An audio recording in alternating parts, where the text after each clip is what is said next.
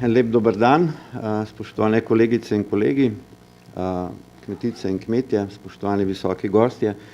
Jernej, a tu se premika s tem? Ok, hvala.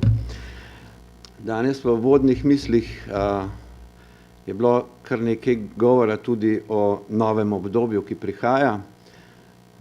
Obdobju kmetijske politike, obdobju izzivov, s katerimi se sooča kmetijstvo.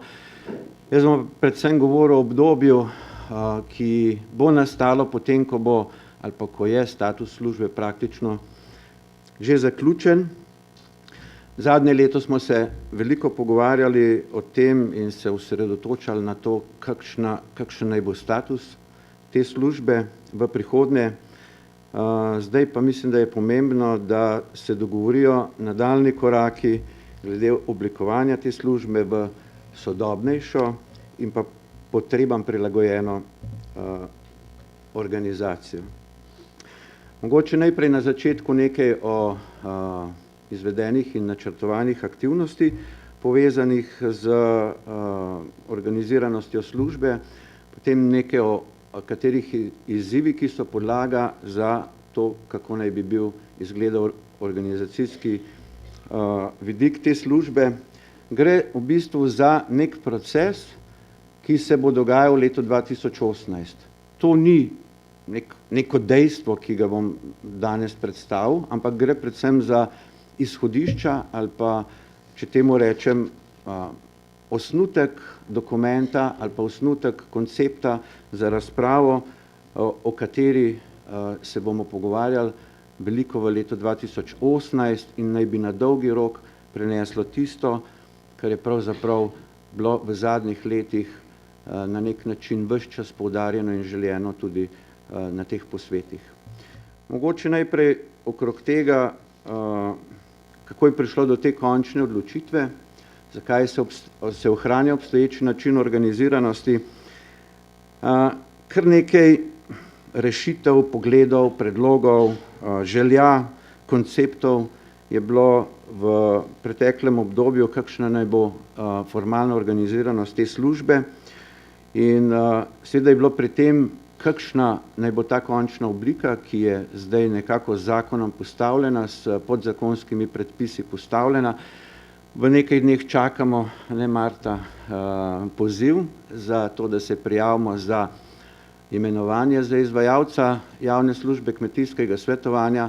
Res, Marta, ena velika hvala za vse aktivnosti, ki si jih izpeljala v tem letu. Moram reči, če Marte ne bi bilo zanesljivo, ne bi mi z novim letom vstopili v organizacijsko, postavljeno sistemsko rešitev. In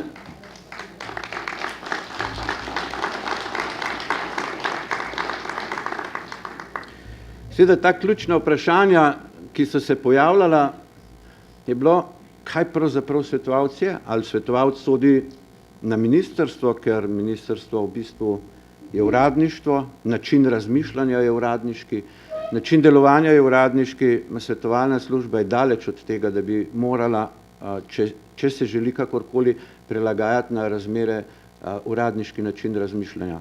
Ali so svetovalci v prvi vrsti raziskovalci? Vsekakor ne in seveda tudi ne sodijo v ta sistem raziskovanja.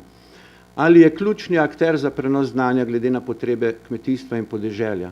Prav gotovo je to ena od trditev, ki je morala biti kot osnova za razmislek o tem, kako jo formalno postaviti.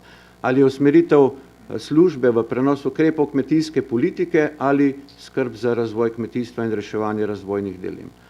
In jasno je, da je Kmetijsko-gozdarska zbornica kot eden ključnih akterjev pri zastopanju interesov in pri oblikovanju stališč in razvojnih potreb kmetijstva, da je svetovalna služba seveda umeščena v prostor, kjer se te stvari oblikujejo. In seveda se postavlja vprašanje zdaj, kaj naprej. Organizacijski status ali pa formalni status je urejen, ali smo s tem zadovoljni, se pravi, dosegli tisto, kar smo pričakovali, ali so nujne kakšne spremembe oziroma popravki. Jasno je, ko bom zdaj vas vprašal, ali so potrebne spremembe, mi bo večina odgovorila, da so potrebne spremembe.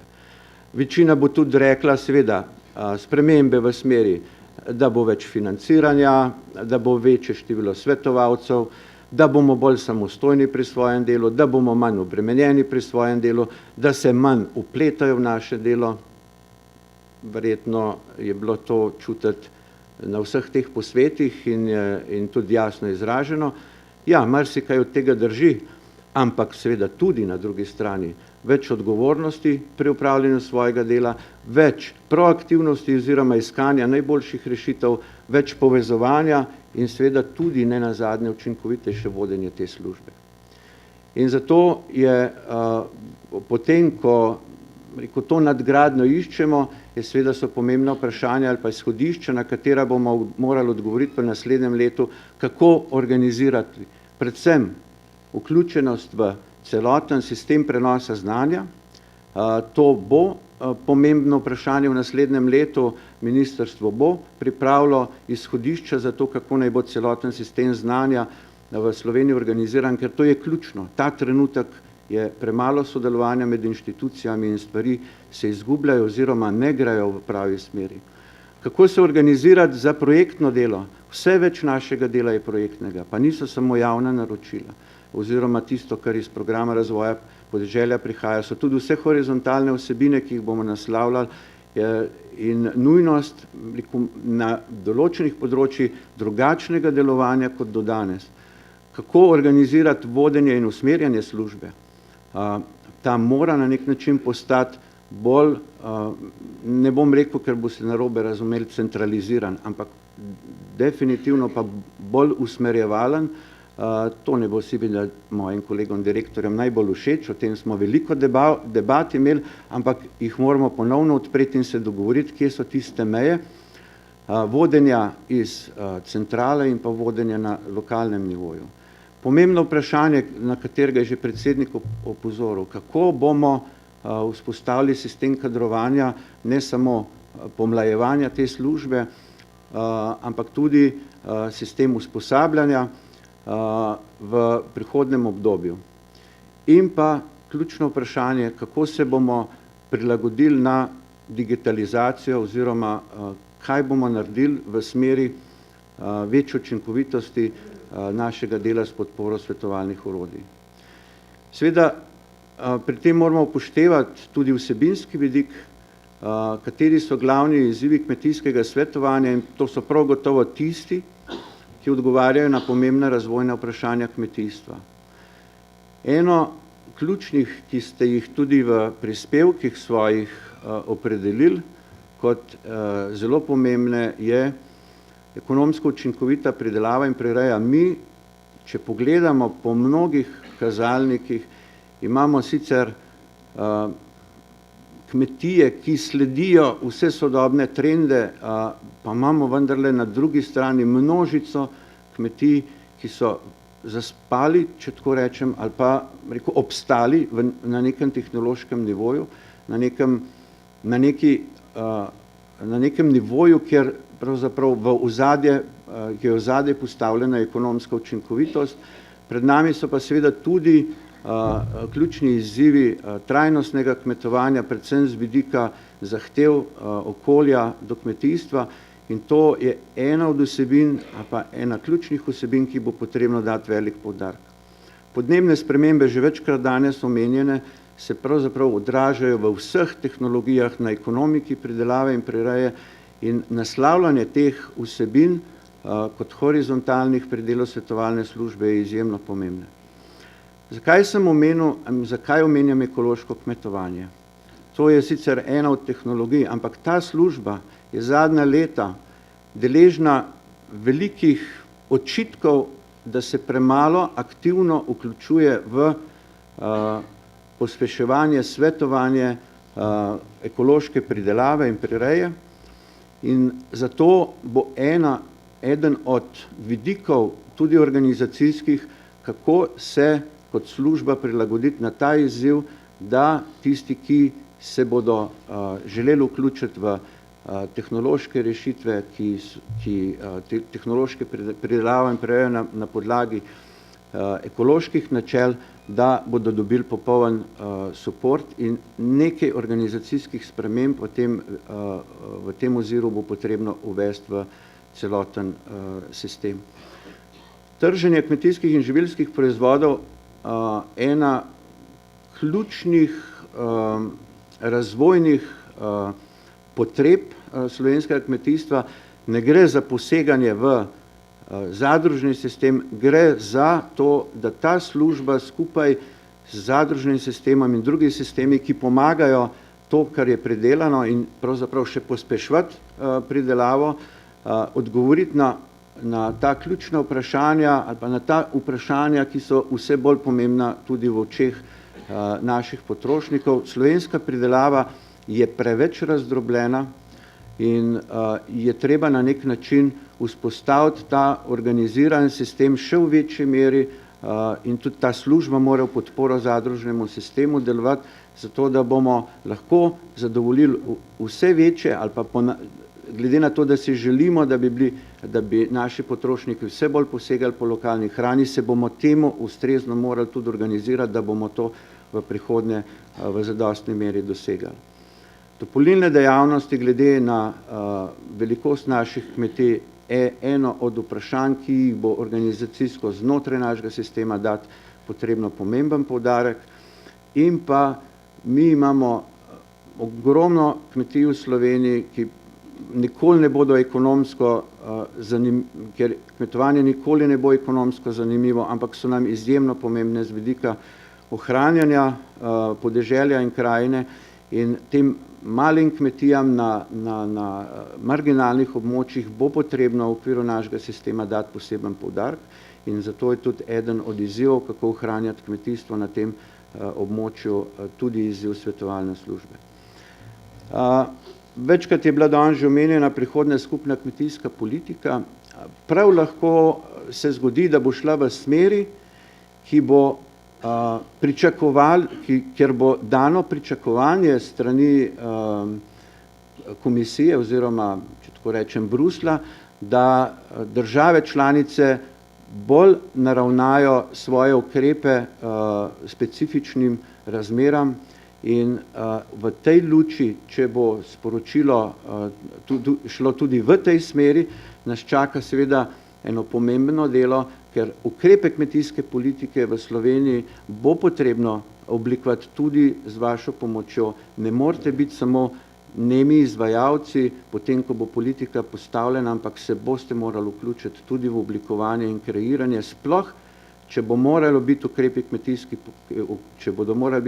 kmetijske politike, pravzaprav naši ukrepi in ne bruseljski ukrepi. Zdaj, če malce razdelam ta ključna vprašanja zelo na hitro, kar se tiče povezovanja različnih nivojev in stroke in inštitucij, vidimo v prihodnje osrednjo vlogo kmetijskega svetovanja v tem sistemu prenosa znanja in zato seveda pričakujemo, da bomo aktivni udeleženci tudi v procesu odločanja in ne samo potem na koncu tudi v samem izvajanju. V projektnem delu nas čaka v naslednjem letu dve veliki zgodbi, 2018 in 2019. Eno je objava razpisov Evropskega inovacijskega partnerstva, kjer ta služba mora prevzeti eno ključnih vlog pri prenosu znanja med raziskavami in pa kmeti, sploh zaradi tega, ker je osnovni koncept Evropskega inovacijskega partnerstva potrebe terena. Javna naročila, predvsem ukrep svetovanje v naslednjem letu, bo izjemno zahtevna naloga. Mi se že danes soočamo s celo kopico javnih naročil, ker imamo silne težave pri izvajanju. Dialog z ministrstvom sicer teče, ampak marsikaj na tem področju bo potrebno še izboljšati in seveda bo to na nek način, upam, da ugodno vplivalo tudi na organizacijski vidik delovanja službe in seveda bo potrebno se dogovoriti, kako bomo te ključne horizontalne vsebine projektno tudi naslovili. Panožni krožki, morajo in bodo ostali kot najpomembnejša metoda dela pri tehnoloških vsebinah in kot taka bo potrebno v prihodnjem obdobju nadgraditi vsa tista področja, kjer se je vsebina že začela razvijati. Tole bi bilo novo za to službo kot tako. Če bo služba morala in želela delati na področju tehnološkega svetovanja mnogo bolj učinkovito, bo morala biti neodvisna oziroma nevtralna. In v ta namen bo potrebno na nek način vzpostaviti sistem, ki bo zagotovil, da bodo informacije, ki jih svetovalci dajete, nevtralne, neodvisno in ne bodo rezultat neko favorizacije ali pa komercializacije določenih produktov, rešitev oziroma tehnologij. V nadaljevanju bo Marija predstavila strateško in razvojno načrtovanje.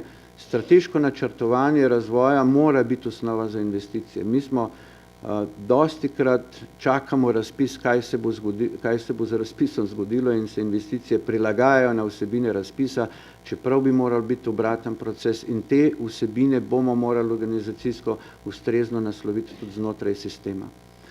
Veliko je bilo govora v lanskem letu o skupnih specialistih, do dogovora končnega nismo prišli še v tem obdobju in v uredbi in pravilniku ni novih področij specialističnega svetovanja. V to jabolko bomo morali ugrizniti v naslednjem letu, ta služba mora biti sposobna pokriti vse potrebe, ki nastajajo na področju kmetijstva in razvoja podeželja širše.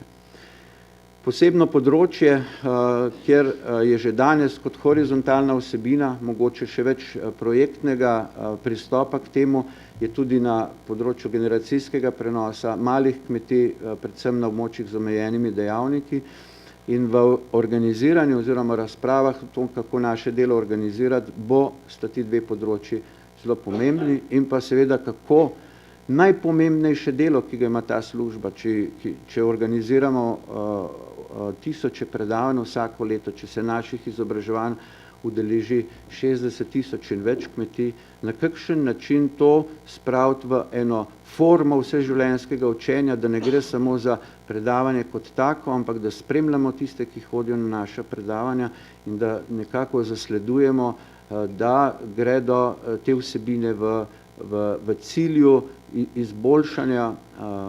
izboljšanja pogojev kmetovanja in vse skupaj mora biti vpeto v proces digitalizacije oziroma procesov, procesov, ki so podprti z mehanizmi oziroma orodji, ki jih ponuja sodobna tehnologija. Mi si resnično želimo in si moramo želeti, da bi v prakso vpeljali ta princip postopnega vstopa mlajših kadrov, ki bi bil bolj intenziven, kot je rekel nekaj zadnjih let. Zato si kot prvo seveda želimo sistemske ureditve pripravništva. To moramo zakonodajno urediti tako, da tu ne bo dileme, da bo sistem pripravnike sprejemal brez kakršnihkoli tveganj oziroma brez kakršnihkoli ovir. In to bo osnova za bazen kadrov, ki bodo prinesli tudi generacijsko prenovo te službe. Že za naslednje leto načrtujemo, se pravi v vsakem zavodu sistemsko 2 pripravnika in sistem upam, da bomo v naslednjih letih še krepili. In drugo je področje usmerjenega izobraževanja in usposabljanja svetovalcev. Usmerjeno pomeni, da podpira tista področja ali pa tiste preference, ki jih imate posamezniki pri svojem delu.